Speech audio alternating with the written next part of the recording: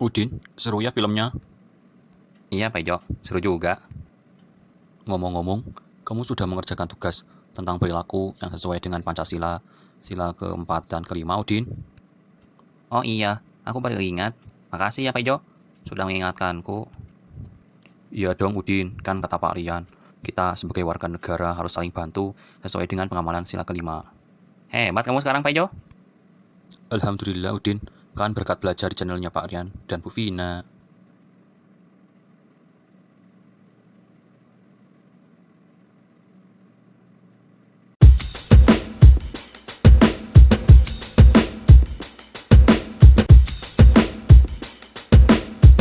Bismillahirrahmanirrahim. Assalamualaikum warahmatullahi wabarakatuh. Jumpa lagi dengan Pak Rian Rio dan Bu Vina Desmina belajar di rumah bersama Rian Rio Official.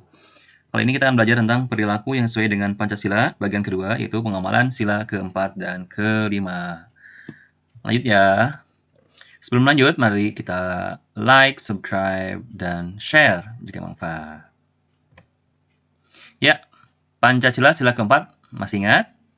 Iya betul, kerakyatan yang dipimpin oleh hikmat kebijaksanaan dalam permusyawaratan perwakilan. Lambangnya kepala banteng ya. Maknanya apa? Maknanya yaitu, pertama diantaranya itu, hakikat sila ini adalah demokrasi. Demokrasi adalah sesuatu yang kepemimpinan berasal dari rakyat, untuk rakyat dan oleh rakyat.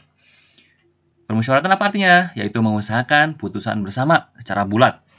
Baru sesudah itu diadakan tindakan bersama. Jika tidak bisa diputuskan bulat, maka diputuskan dengan cara aklamasi atau bisa juga dengan voting atau suara terbanyak. Maka ketiga, yaitu dalam melaksanakan keputusan diperlukan kejujuran bersama. Kejujuran adalah nomor satu dalam pengambilan keputusan dan demokrasi. Perilaku yang sesuai dengan sila keempat apa saja? 1. Musyawarah mufakat. Inilah yang harus kita junjung tinggi dalam kehidupan bernegara. Bedanya dengan negara demokrasi yang lain, Indonesia adalah menganut musyawarah mufakat. Pertama itu ya. Keduanya yaitu menghargai pendapat orang lain. Jadi walaupun berbeda-beda, tetapi harus satu jua sesuai dengan Bhinneka Tunggal Ika. Tetap harus saling menghargai toleransi antar pendapat walaupun berbeda. Ya. Kemudian menghargai perbedaan. Jangan sampai perbedaan itu dijadikan alat untuk memecah belah, tapi menjadi rahmat bagi semuanya pendapat berbeda itu ya. Ketiganya, dan selanjutnya, tidak memaksakan pendapat pribadi kepada orang lain, ya. Jadi anak-anak kalau di kelas ya, jika pendapat kita dalam misalnya diskusi tidak diambil oleh banyak orang, ya tidak apa-apa ya, mungkin pendapat yang lain lebih baik daripada kita ya. Jangan merasa kita lebih baik daripada orang lain, paling balik jangan merasa seperti itu ya. Mari diskusikan dengan baik-baik ya. Mungkin kita tidak terima karena belum waktunya atau sebagaimana ya. Selanjutnya itu mengutamakan kepentingan bersama. Walaupun kita perlu sekali, tapi usahakan kita kepentingan bersama di atas kepentingan pribadi. Pancasila sila kelima, bunyinya apa? Iya, betul, pinter. Keadilan sosial bagi seluruh rakyat Indonesia. Maknanya apa? Maknanya yaitu 1. Adil. Apa itu adil? Adil adalah sesuatu yang sesuai dengan keadaan. Tidak harus sama, ya. Dan adil itu menempatkan sesuatu pada tempatnya.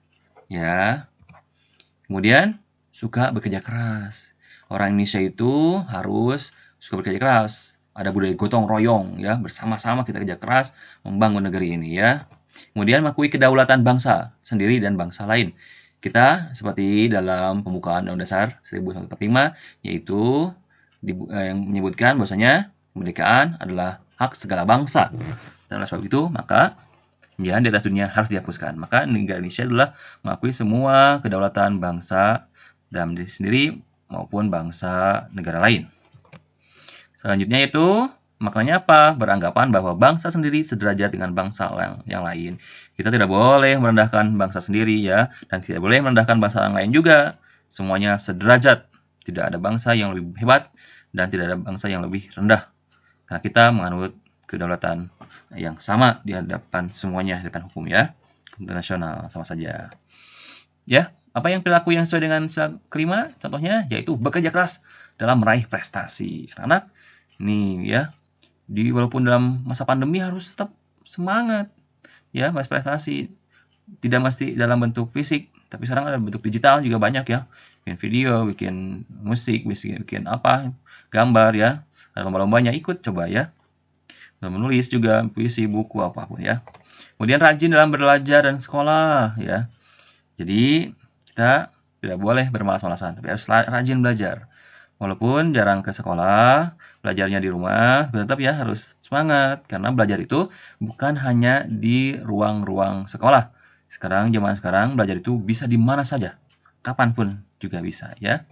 Kemudian suka mengikuti gotong royong di masyarakat ya. Kalau ada kegiatan masyarakat yang membutuhkan tenaga kita, ya kita ikut.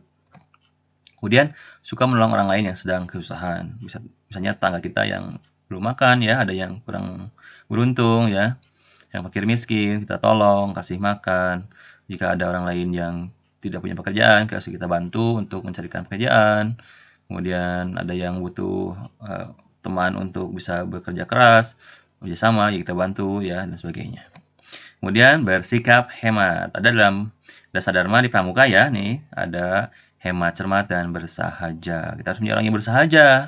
Tidak boleh menghambur-hamburkan ya. Kita jangan sampai gara-gara ingin sesuatu kita ngutang ya, ingin sesuatu ngutang kemudian susah bayarnya, jangan ya. Lebih baik kita hemat, nabung. Kalau ingin sesuatu kita nabung ya, yang udah hutang ya, karena hutang itu dapat merendahkan diri kita ya, kecuali terpaksa gitu ya. Maka belajarlah bersikap hemat, cermat, dan bersahaja dalam kehidupan sehari-hari agar hidup kita menjadi tenang ya. Ya, demikianlah paparan oleh Bapak. Alhamdulillahirrahmanirrahim. Semoga Allah karuniakan ilmu dan kepahaman kepada kita semuanya. Terima kasih. Assalamualaikum warahmatullahi wabarakatuh. Terima kasih telah menyimak konten channel ini. Ingat terus like, subscribe, comment, dan share jika manfaat. Terima kasih.